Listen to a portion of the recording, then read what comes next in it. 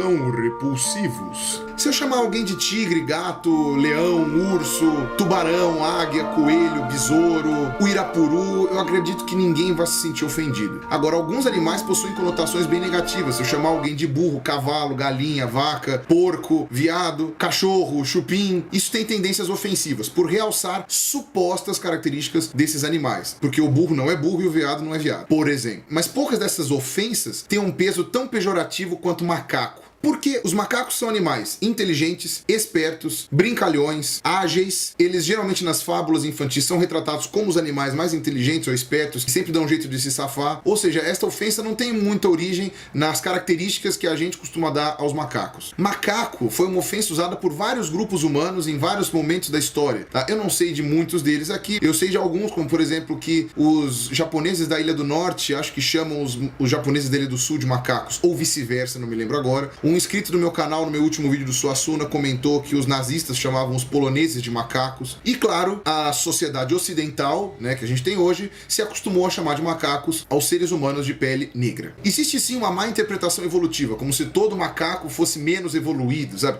O que do ponto de vista de ciência está totalmente errado. Não existe mais ou menos evoluído. Se está vivo, é porque está adaptado ao seu ambiente e, portanto, está igualmente evoluído. O nosso ambiente não é igual ao do chimpanzé, por exemplo. E todos os seres humanos vivos hoje estão igualmente distantes dos chimpanzés e bonobos. Seja africano, europeu, australiano, americano, asiático. A genética demonstra isso claramente, não há mais discussão sobre isso. Mas o motivo, a meu ver, ele vai além do puro racismo ou da má interpretação da evolução. Foi quando me mostraram um fenômeno que se chama Vale da Estranheza, que eu achei muito interessante. Essa ideia, na verdade, surgiu na robótica, quando os engenheiros mecatrônicos estavam tentando desenvolver robôs cada vez mais parecidos com seres humanos. Eles perceberam que as pessoas vão desenvolvendo uma empatia crescente quanto mais parecido com o ser humano fica. Até que chega num ponto que fica muito parecido com o ser humano sem ser igual. Nesse ponto, acontece um vale, ou seja, uma queda de simpatia, uma queda de empatia e surge uma repulsa extremamente violenta. E essa empatia e simpatia só é recuperada, essa repulsa só deixa de existir depois que fica exatamente igual a um ser humano saudável, tá? Por isso que é chamado de Vale da Estranheza, porque forma esse vale entre as duas regiões de simpatia, digamos assim, que é de extrema repulsa. Isso vale para animações, por exemplo. Então aquelas animações que claramente não são parecidas com o humano, como Tintin, por exemplo, eles dão esse exemplo, não cai no Vale da Estranheza. Quando você chega numa coisa muito próxima, como o Beowulf, você gera repulsa em vários aspectos. Então pode ser isso. Os macacos, leia-se aqui outros primatas que não sejam humanos, são parecidos demais com o ser humano, sem, no entanto, serem humanos. E muito provavelmente eles caem em algum pico do Vale da Estranheza. Isso é tão comum que fizeram até um teste com macacos rezos e descobriram que eles também possuem esse Vale da Estranheza. Eles fizeram simulações de computador com macacos cada vez mais quadrados, quadriculados, até chegar a ficar meio deformado, e os macacos sentiam repulsa quando ficava muito próximo de um macaco real, mas ainda assim não era um macaco real. Não existe nenhuma resposta de por que isso acontece. Há algumas hipóteses, como aquela que diz que algo muito parecido conosco, mas que não é exatamente igual, ativa a nossa percepção instintiva que reconhece algo humano, mas desagradável, como por exemplo um cadáver ou uma pessoa extremamente doente. E aí a gente entraria nesse conflito do instinto da gente de reconhecer essas coisas e não gostaríamos dessas reproduções de computador, por exemplo. Ou mesmo o nosso instinto de atração ou repulsa sexual, dependendo do grau de semelhança do parceiro com a gente. É algo, pelo visto, aparentemente muito profundo